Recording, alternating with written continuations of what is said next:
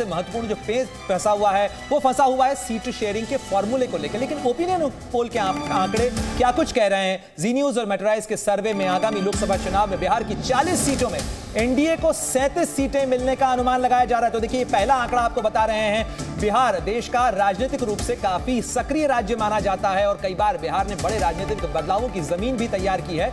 और अगर इंडिया गठबंधन की बात की जाए तो 3 सीटें उसे मिल सकती हैं, यानी बड़ा झटका, बड़ा नुकसान यहां पर नजर आ रहा है। तमाम कोशिशों और कवायदों के बावजूद शोभना, वो सासाराम की जो तस्वीर थी जिसमें जीप चलाते हुए तेजस्वी यादव और राहुल गांधी नजर आए थे, लेकिन यहां पर आंकड़े और ओपिनियन पोल जो हैं वो कुछ और दिशा दिखाते नजर आ रहे हैं। बिल्कुल, देखिए, और 2019 की अगर हम बात करें तो बीजेपी को 17 और जेडीयू को 16 मिले थे, यानी कुल मिलाकर 33, लेकिन इस बार 37 सीटें इंडिया गठबंधन को जाती हुई दिखाई दे रही है। इंडिया गठबंधन को इस बार सिर्फ 3 सीटें मिलने का अनुमान जता रहे हैं। और ये देखिए, प्रधानमंत्री नरेंद्र मोदी की तस्वीर आ चुकी है जंगल सफारी का आनंद वो लेते हुए।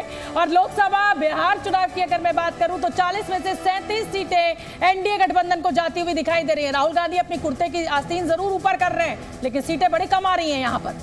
बिल्कुल, सीटें यहां पे कम होती हुई नजर आ रही हैं और झटका जो है वो लगता हुआ नजर आ रहा है। हालांकि पिछले आंकड़ों की भी अगर बात की जाए शोभना, तो पिछले 2019 के लोकसभा चुनाव के अंदर भी इंडिया गठबंधन या उस समय कहा जाए यूपीए गठबंधन का प्रदर्शन तो बहुत अच्छा नहीं रहा था। आरजेडी को तो 0 सीट मिली थी लोकसभा के अंदर और कांग्रेस को भी ले देके 1 सीट हासिल हुई थी। और चलिए जल्दी से वोट परसेंटेज भी मुझे लगता है कि हमें अपने दर्शकों को दिखा देना चाहिए बिहार का। ये तो हमने आपको सीटें दिखा दी और इसमें 37 सीटों के साथ एनडीए गठबंधन बढ़त बनाए हुए। लीजिए, बिहार में लोकसभा चुनाव में 53% जो वोट शेयर है वो एनडीए को जाता हुआ दिखाई दे रहा है। अगर मैं 2019 की बात करूं तो उस बार यहां पर 46% वोट परसेंटेज जो है वो मिला था एनडीए गठबंधन को, यानी इस बार वोट परसेंटेज में भारी इजाफा है। मनोज जी, मैं रुक करूंगी, मेटराइज का सर्वे जिन्होंने किया है वो मेरे साथ इस समय स्टूडियो में मौजूद। और चलिए मनोज जी से मैं शुरुआत करूं, लेकिन उससे पहले मैं जल्दी से जितने बड़े गेस्ट हमारे साथ बैठे हुए हैं उनका तारुफ करा देते हैं। प्रणय। बिल्कुल, तो मैं सबसे पहले परिचय करा देते हैं। राजकिशोर हमारे साथ हैं, वरिष्ठ पत्रकार, साथ ही प्रमोद सिंह हैं हमारे साथ, वरिष्ठ पत्रकार स्टूडियो के अंदर, साथ ही पंकज शर्मा जी हैं, नवभारत टाइम्स के बड़े वरिष्ठ पत्रकार रहे, साथ ही शरद गुप्ता जी हैं, वरिष्ठ पत्रकार हमारे साथ में, हिंदुस्तान अखबार से बहुत लंबे समय तक जुड़े रहे और कई बार हम इन्हें लिखते पढ़ते और सुनते रहे हैं कि किस तरीके से इनकी लेखनी जो है वो नब्ज जनता की जानती है। तो शोभना, ये तो परिचय हुआ, लेकिन आंकड़ों पर राय इनकी जरूर ले लेनी चाहिए।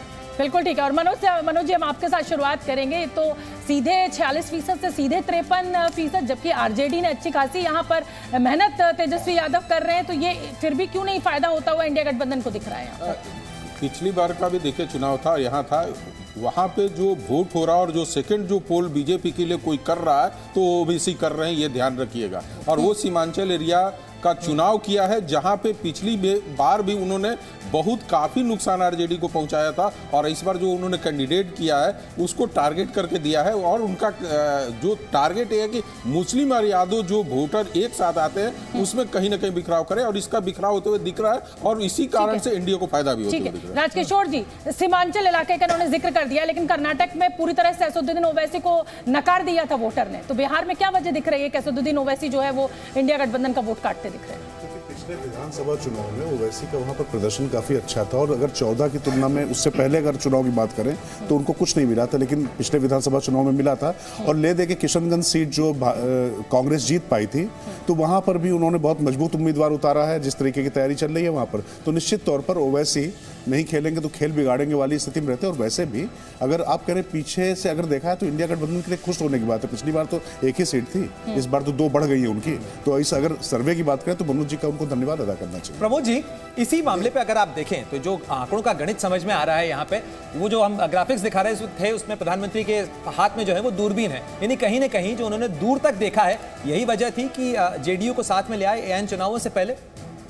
देखिए, यानी वोट परसेंटेज और शेयर में अगर बात की जाए तो वो एक फायदे का सौदा साबित हो रहा है। 2019 में जेडीयू और बीजेपी एक साथ लड़े थे, 17 सीटों में 16 जेडीयू जीती थी, 17 बीजेपी जीती थी, 6 जीती थी एलजेपी।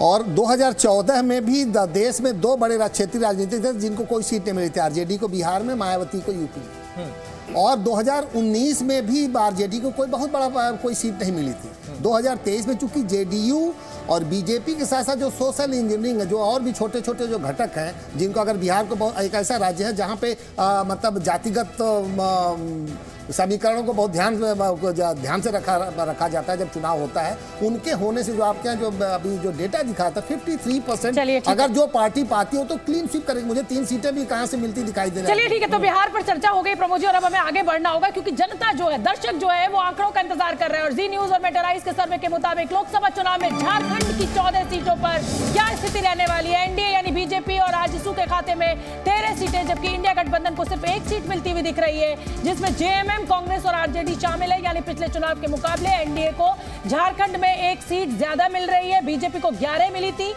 उस समय 2019 तरफ करने के लिए काफी योजनाएं बनाई और मुझे लगता है कि उसका शायद कुछ असर दिख